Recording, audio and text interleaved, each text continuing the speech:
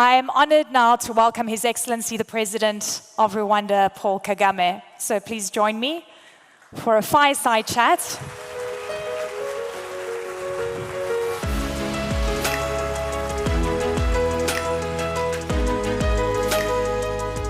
Mr. President, an honor. Thank you, sir. Please take a seat. Fantastic to be back. You're welcome. Thank you. I always feel very welcome here, and it's interesting to come at this time in the world. I mean, we've seen so many cycles, but I have to say, possibly nothing like this has ever happened in the global economy. And I'm wondering how you are looking at not only the short-term trends, the long-term trends, but also, we know the old adage, within every crisis, there's always opportunity. And there's a lot of agency on the continent that we haven't seen before. So how are you weighing things up? And what do you think the moment calls for the African continent and for you in Rwanda? Well, thank you, Eleni, and welcome to Kigali. But let me take this opportunity to welcome and thank each one of the leaders here, heads of state, vice presidents, prime ministers, senior executives of different industries. I want to welcome you to Kigali and thank you very much for honoring our invitation and being here with us. Of course, I want to thank Amir and his team, Jeune Afrique, for having thought of this idea to bring people together in this manner that has been operational for a number of years.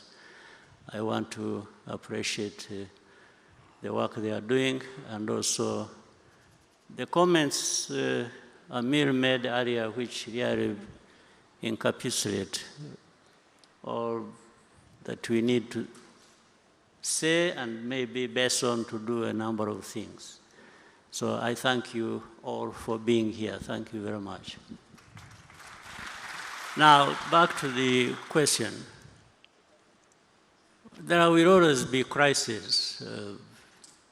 I mean, we have had centuries of different things happening. We had slave trade, we had colonial times, then there are wars, then there are pandemics, then there are all kinds of things. They will happen all the time. We just, it's a matter of time, and there are these cycles that, so we are in a different cycle now that is driven geopolitically, and we have to contend with that. But that also for Africa keeps being a reminder of our position. Where do we stand in this global positioning?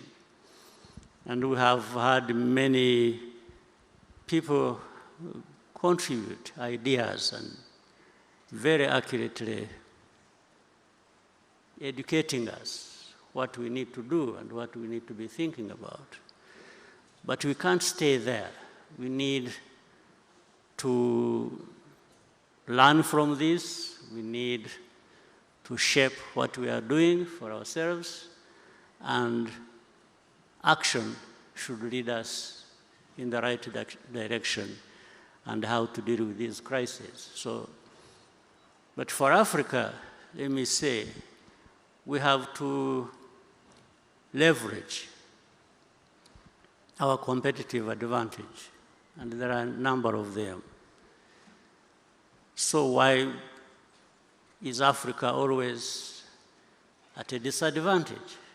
When you look back, you see where Africa has been lacking this or that. But really, why, when we have almost everything?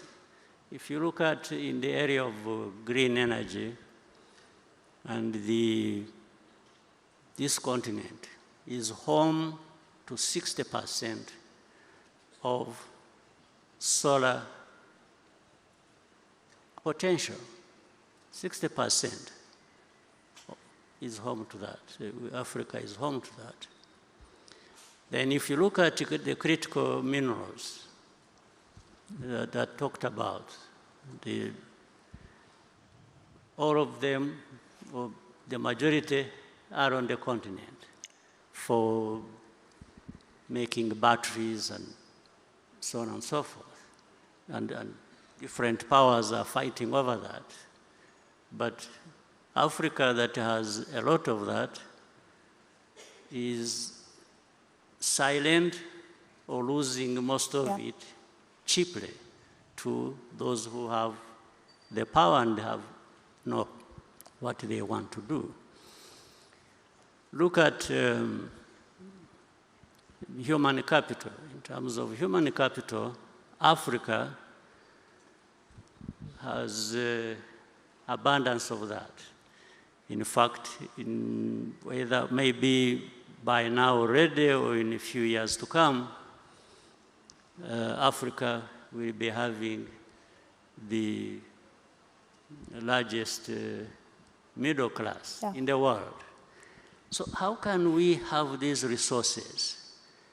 And then we are here wondering how to overcome some of the challenges that are brought by the geopolitics that we talk about, or the crises that we see happening in every.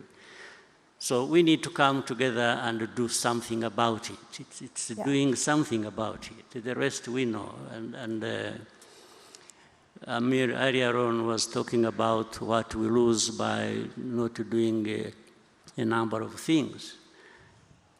I think we lose a lot more even by not doing what we have to do. And it's a really important point. It's time of action. And I have to say, you know, when you mentioned pandemics, there was a wake-up call, and we've seen so much shift and change. But, you know, watching what's been going on with the way African leaders have been approaching bad deals that are getting on their table. I mean, Zimbabwe, Zambia, as well as Ghana, saying no to mineral deals because it was about extraction in return for healthcare programs and so forth. And frankly, I'm sure a lot of you in the room know that you've been very vocal about the kind of bullying tactics, the coercive tactics that have been used by the West, specifically the US. And at this point in time, we know that Africa is still being viewed as a place where people can extract. But African leaders are saying no. Also threats about sanctions consistently, not only against African nations, but other countries. Rwanda yourselves are dealing with US sanctions since March this year with the issue regarding the DRC. Take me through how you're dealing with this new geopolitical tension where there's a belief that might is right and the big can control, you know, everyone else. Well, it's a crisis in a sense, but brought about by the same thing, Africa not leveraging our capacity, our potential, our, you know, energy of the people of our continent is just locked out there. And it's a situation where the powers that be are holding a whip in their hands. They're using a stick to beat up whoever they want to beat up in order to, they are no longer even hiding it. It's just in the open. It's like in the situation you're talking about, we have in the region of Congo and the other crises that also in a way involve Rwanda and other countries in our region. Yeah, sanctions, one has, first of all, are they justified? And it is not just in this case of Rwanda, but in other cases. Sometimes sanctions are just applied in a case of the one who provides less than the other. Yes, so it goes in the favor of the highest bidder. When somebody knows they will extract more from a certain place, they will be more favorable to that place, even if they are the ones in the wrong. Do you believe that all roads lead to mineral deals? Is that what you're saying? I mean, it is in the open. It is, I don't have to say much. And in some cases, it operates like in the very old days. There is a lot of cynicism in this. In the old days, the kings and so on and so forth used to give their in-laws, their children, powers, say, go and control something somewhere. And that's happening today here. Yeah. Yes, they just give somebody, say, go and get whatever you want to, and do whatever you want to do in that region. That is how Africa is treated. So these powers you see that come here lecturing people on democracy, human rights, and they are doing it with one arm, and the other, they are just taking away everything that people own. So, and this is what is critical. This is why Africa, leaders of Africa, some of whom are here, are brothers, and the CEOs and other Africans, I think we need to give ourselves value of some kind. We can't just be people who are waiting to be ripped off by somebody who is shrewd enough and has the power to come. No, we must be able to say no. And we've seen those no's. We've seen some of those. I mean, do you believe, sanctions are used, a coercive method to get countries to capitulate. Are you going to capitulate? I never capitulated in a war situation. This is not a bad situation as such. Well, it hurts, absolutely. Yeah. And that's what it is meant to do. It is meant, sanctions or different measures are meant to hurt people. So in a way, we are hurt. But I think we would be hurt more by not doing what we are doing. So it's always, you make a calculation. Yes. So, and it is not so difficult to say no. In fact, it costs more to say yes to the wrong thing. Yeah. So we are here, but all these things come to pass in one form or another.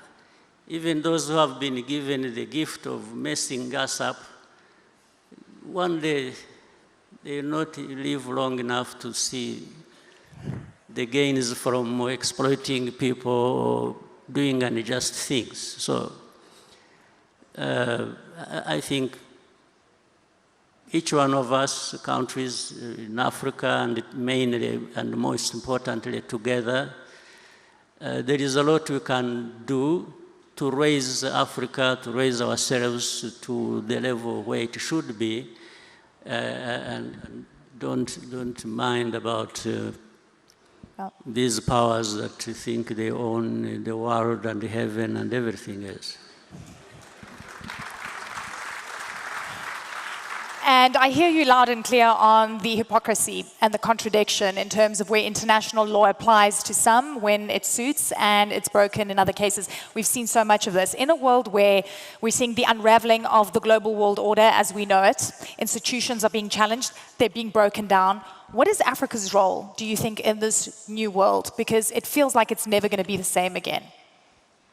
My view is that these pressures that we get from the rest of the world, Africa, I think, is being reminded to wake up.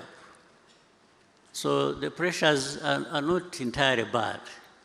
I think they force Africa to look within for what we have, to actually do what we need to do, to find a good place for us in this world of those injustices and other challenges. So Africa, looking within, and we have a lot to bring to bear on dealing with these challenges, I think we can succeed. But above all, we need to work together and move away from saying what we know, because there is a lot we know and there is a lot we talk about, but we need to do a lot more based on that. The private sector, I want to talk about scaling up or failing. You engage a lot with the private sector. Rwanda is such a prime example of incredible, I mean, we cover so many stories here. I mean, you're just seeing like hotbed of fantastic growth. But where do you think the private sector is going wrong from breaching that level and becoming African champions and really, truly scaling up? I think private sector is doing a good job. In fact, it is ahead of the public sector. But we could be served much better by finding a way to bring close private sector and the public sector and benefiting each other as one, because that's what we are actually one when you look at the needs of the continent. And so I want to thank the private sector. The private sector, they are actually, to some level, hustlers. They are able to go through some of the barriers that are created by the public sector. Yeah. But if those barriers were not there, the private sector would be far ahead of where they are, and along with that, the continent also would be ahead of where we are. So my call to all of us is for really coming together, the private sector, the ways of how they could conduct business, I think, have been very elaborately put by Amir in the presentation you had with him earlier. And those of us in the public sector need to fine-tune our responsibilities towards allowing the private sector to be the engine that they are and should be, and all of us would benefit. I think His Excellency just gave all of you a compliment. He called you hustlers. He says you're doing things better than the pipe. Yes, give yourselves a round of applause.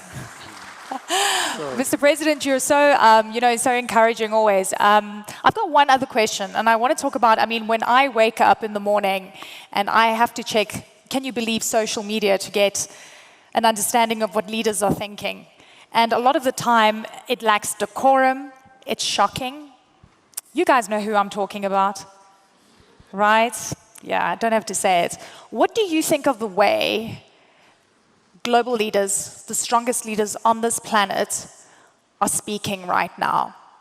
I'm sure do you wake up and check what people are saying? I mean, on social media? Do you get shocked? What shocked you the most? There's a lot. I have become immunized to shocks. But social media is very interesting. It brings equality in some sense of presentation of ideas and feelings, and it has really, media has been democratized. I think it is important. Everyone can express themselves and they will be heard. If you are wrong, there will be somebody to tell you, you say, no, that's not right. And when it is right, then people will say, wait a minute, I think there is a point here that we should be thinking about. So it has been so open that we have gone beyond having this narrow sense of being guided into things without sometimes thinking, or we are conditioned to believing even what is not right just because it has been said by somebody in the media. So it has sort of opened up space for everybody.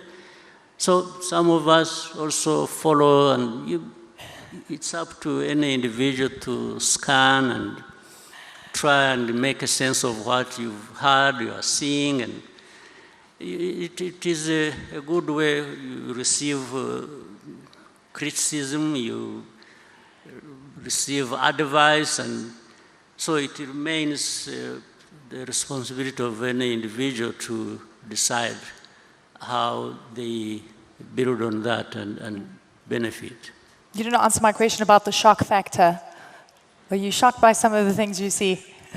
I'm not, I said I've been immunized. Immunized, okay. I'm not shocked about I understand where the world we live in. Yeah, it's changed, right? It's completely different. Yeah, for the 30-something years of my life, in the last 30 years, if you look at, I think, we come to understand there will be things that would otherwise be shocking, but they don't shock because we have been there. That's true. Mr. President, final word. What do you want people to walk away with from this forum as we say goodbye?